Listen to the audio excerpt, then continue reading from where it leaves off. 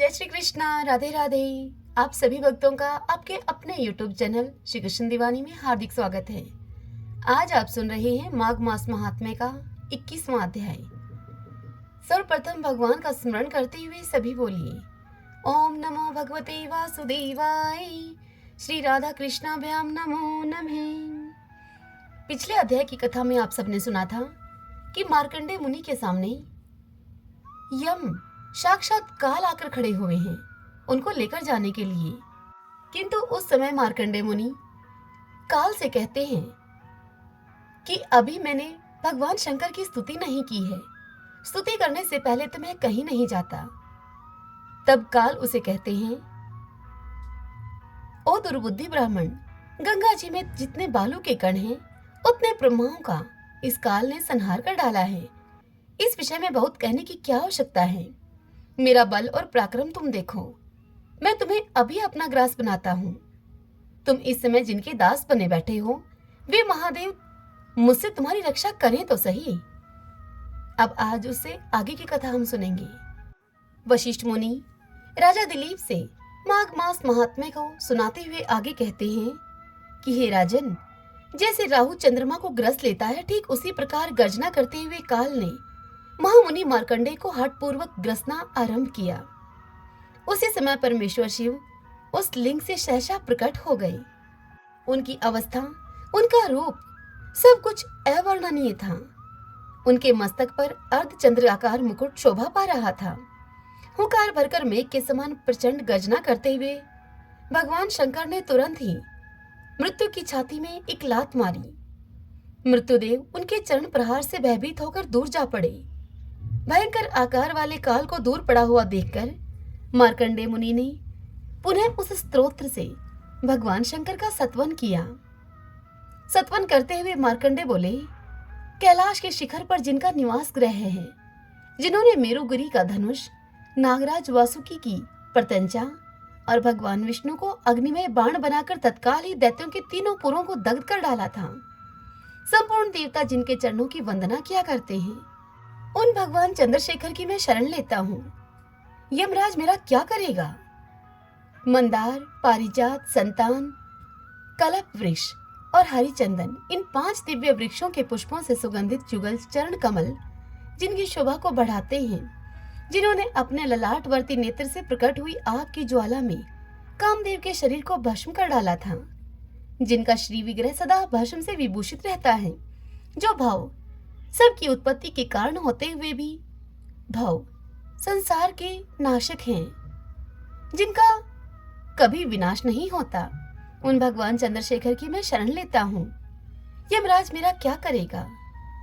जो मतवाले गजराज के मुख चरम की चादर को ओढ़े हुए परम मनोहर जान पड़ते हैं, ब्रह्मा और विष्णु भी जिनके चरण कमलों की पूजा किया करते हैं, तथा जो देवताओं और सिद्धों की नदी गंगा की तरंगों से भीगी हुई शीतल जटा को धारण करते हैं, उन भगवान चंद्रशेखर की मैं शरण लेता हूँ।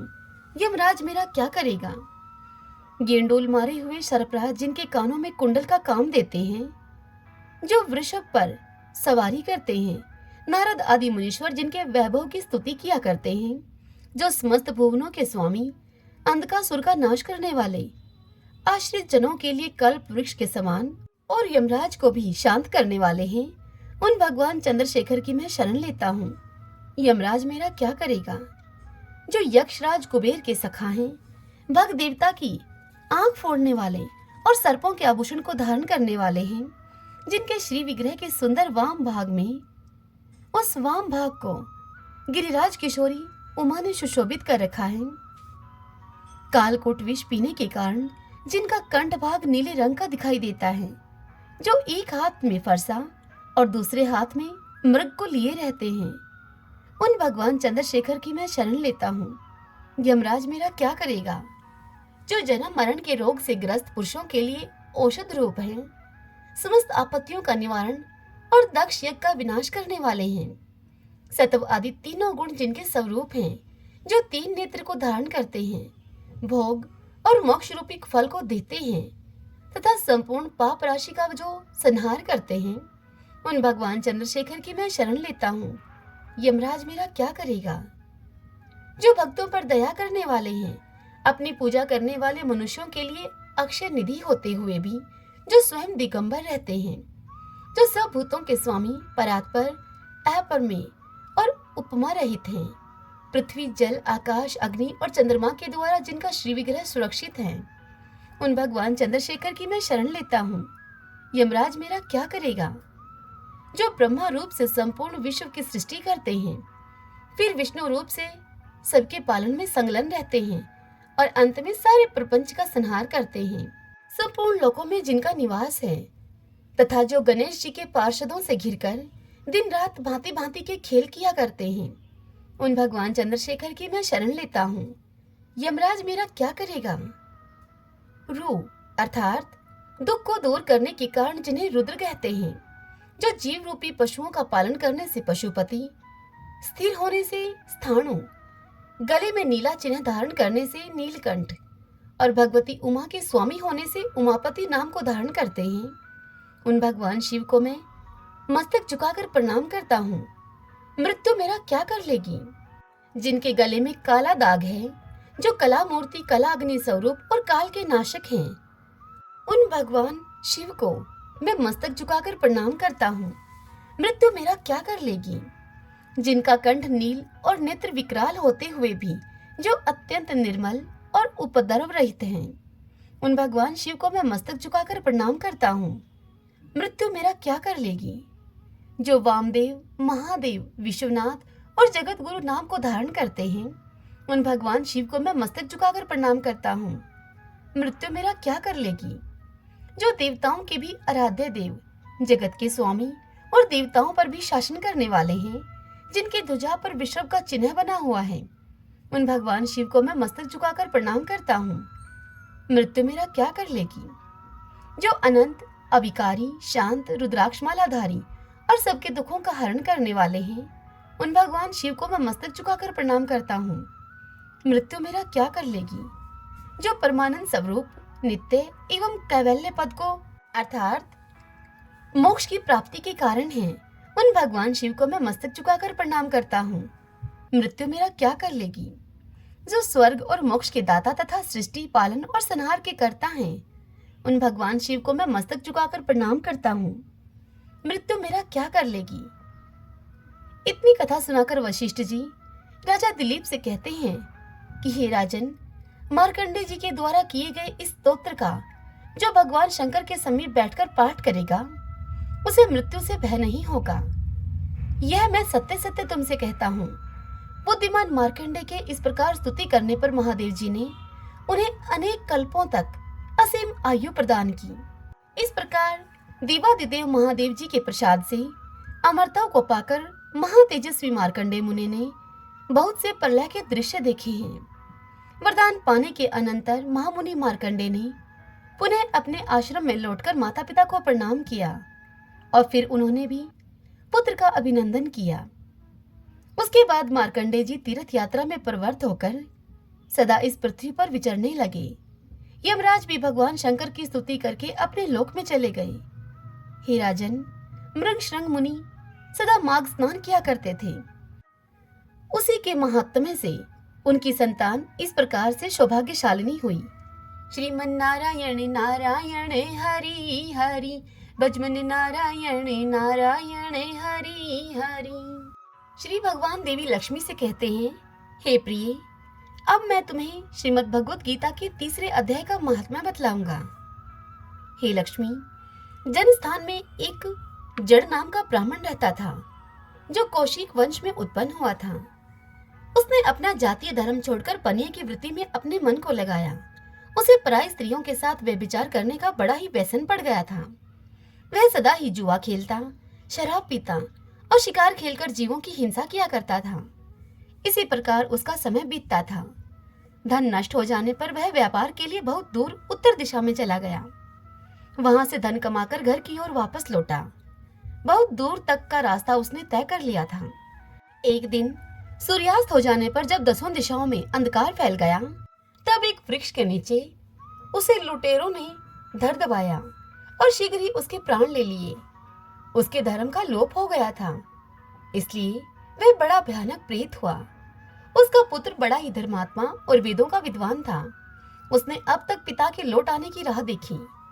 जब वे नहीं आए तब उनका पता लगाने के लिए उनका वह पुत्र स्वयं भी घर छोड़कर चल दिया। वह प्रतिदिन खोज करता, मगर राहगीरों से पूछने पर भी उसे उनका कुछ समाचार नहीं मिलता था। तदंतर एक दिन एक मनुष्य से उसकी भेंट हुई जो कि उसके पिता का सहायक था। उसे सारा हाल जानकर उसने पिता की मृत्यु पर बड़ा ही शोक किया। वह बहुत ही बुद्धिमान था।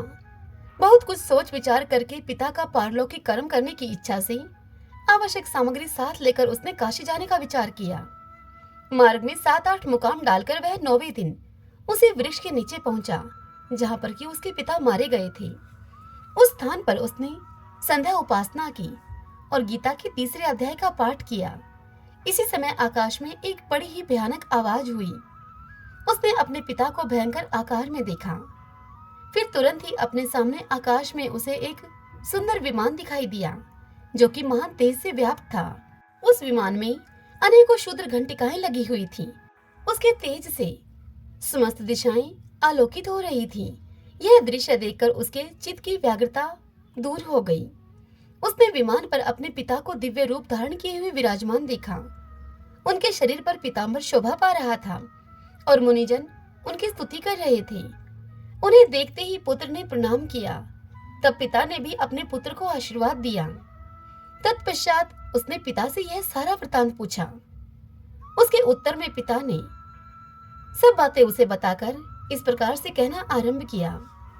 उसके पिता ने उससे कहा कि बेटा, दैववश मेरे निकट गीता के 3 अध्याय का पाठ करके तुमने इस शरीर के द्वारा किए हुए दुस्तजे कर्म बंधन से मुझे छुड़वा दिया है। इसलिए अब तुम घर को लौट जाओ, क्योंकि जिसके लिए तुम काशी जा रहे थे वह प्रयोजन इस समय 3 अध्याय के पाठ से ही सिद्ध हो गया है। पिता के इस प्रकार यूं कहने पर पुत्र ने उनसे पूछा कि हे तात, मेरे हित का मुझे उपदेश दीजिए और कोई भी कार्य जो मेरे लिए करने के योग्य हो वह मुझे बतलाइए। तब उसके पिता ने उससे कहा, हे अनग, तुम्हें यही कार्य फिर करना है। मैंने जो कर्म किया है वही मेरे भाइयों ने भी किया था। इससे वे घोर नरक में पड़े हुए हैं। उनका भी तुम्हें उद्धार करना चाहिए तथा मेरे कुल के और भी जितने लोग नरक में पड़े हैं उन सब का भी तुम्हारे द्वारा उद्धार हो जाना चाहिए। यही मेरा मनोरथ है। बेटा, जिस साधना के द्वारा तुमने मुझे संकट से छुड़ाया है उसी का अनुष्ठान औरों के लिए भी करना उचित है। उसका अनुष्ठान करके उससे होने वाला पुण्य उन नारकीय जीवों को संकल्प करके तुम दे दो। इससे वे समस्त पूर्वज मेरी ही तरह यातना से मुक्त होकर स्वल्प काल में ही श्री विष्णु के परम पद को प्राप्त हो जाएंगे। अपने पिता का यह संदेश सुनकर उस पुत्र ने कहा कि हे तात, यदि ऐसी बात है और आपकी भी ऐसी ही रुचि है तो मैं समस्त नारकीय जीवों का नरक से उद्धार कर दूंगा। यह सुनकर उसके पिता बोले कि बेटा, एवं अस्तु, तुम्हारा कल्याण हो। मेरा अत्यंत प्रिय कार्य अब संपन्न हो गया। इस प्रकार पुत्र को आश्वासन देकर उसके पिता भगवान विष्णु के परम धाम को चले गए। तत्पश्चात वह पुत्र भी लौटकर अपने जन्म स्थान में आया और परम सुंदर भगवान श्री कृष्ण के मंदिर में उनके समक्ष बैठकर पिता के आदेश के अनुसार गीता के 3 अध्याय का पाठ करने लगा। उसने नारकी जीवों का उद्धार करने की इच्छा से गीता पाठ के जनित सारा पुण्य संकल्प करके दे दिया। इसी बीच में भगवान विष्णु के दूत यातना भोगने वाले नारकीय जीवों को छुड़ाने के लिए अब यमराज के पास गए। यमराज ने नाना प्रकार के सत्कारों से उनका पूजन सत्कार किया और उनकी कुशल क्षेम पूछी। तब भगवान विष्णु के दूत कहने लगे कि धर्मराज, हम लोगों के लिए सब और आनंद ही आनंद है। इस प्रकार सत्कार करके पितृलोक के सम्राट परम बुद्धिमान यम ने विष्णु दूतों से यमलोक में आने का उनसे कारण पूछा। तब विष्णु दूतों ने यमराज से कहा, यमराज, शेष शैया पर शयन करने वाले भगवान विष्णु ने हम लोगों को आपके पास कुछ संदेश देने के लिए भेजा है।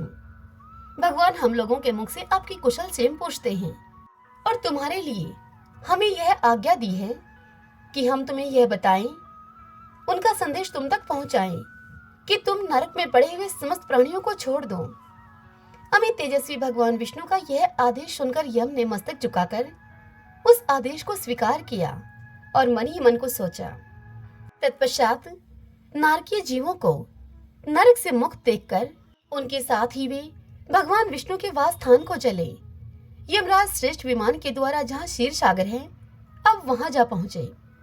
उसके भीतर कोटि कोटि सूर्यों के समान कांतिमान, नील कमल दल के समान श्याम सुंदर लोकनाथ जगत गुरु श्री हरि का उन्होंने दर्शन किया।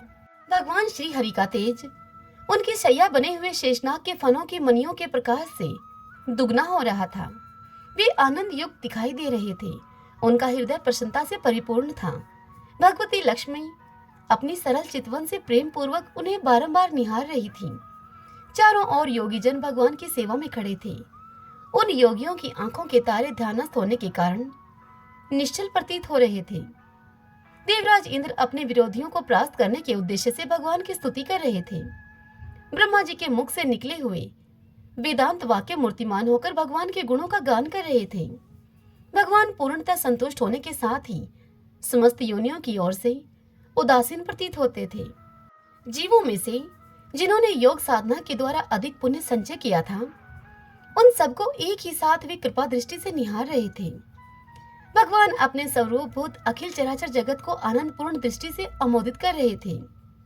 शेषनाग की प्रभा से उद्भाषित एवं सर्वत्र व्यापक दिव्य विग्रह धारण किए हुए नील कमल के सदृश श्याम वर्ण वाले श्रीहरि ऐसे जान पड़ते थे मानो कि चांदी से घिरा हुआ आकाश सुशोभित हो रहा हो। इस प्रकार भगवान की झांकी करके यमराज अपनी विशाल बुद्धि के द्वारा अब उनकी स्तुति करने लगे।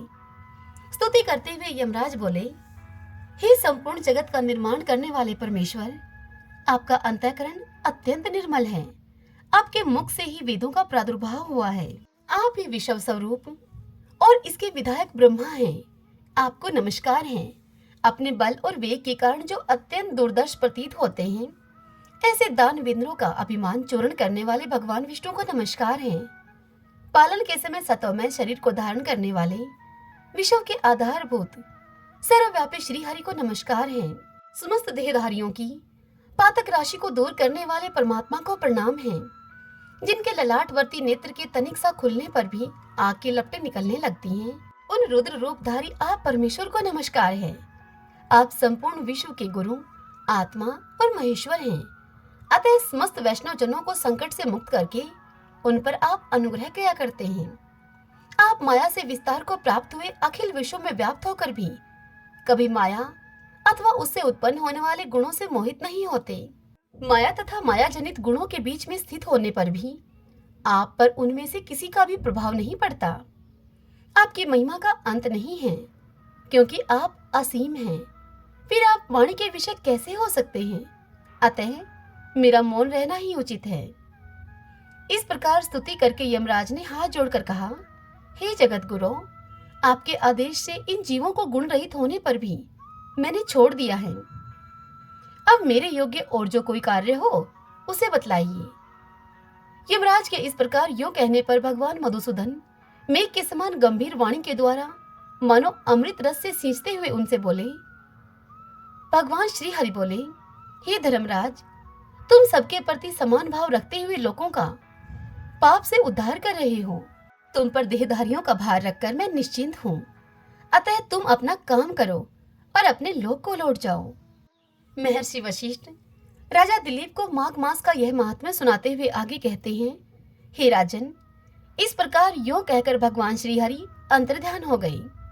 यमराज भी अपनी पुरी को वापस लौटाए तथा वह ब्राह्मण अपनी जाति और समस्त नारकीय जीवों का नरक से उद्धार करके स्वयं भी श्रेष्ठ विमान के द्वारा श्री विष्णु धाम को चला गया।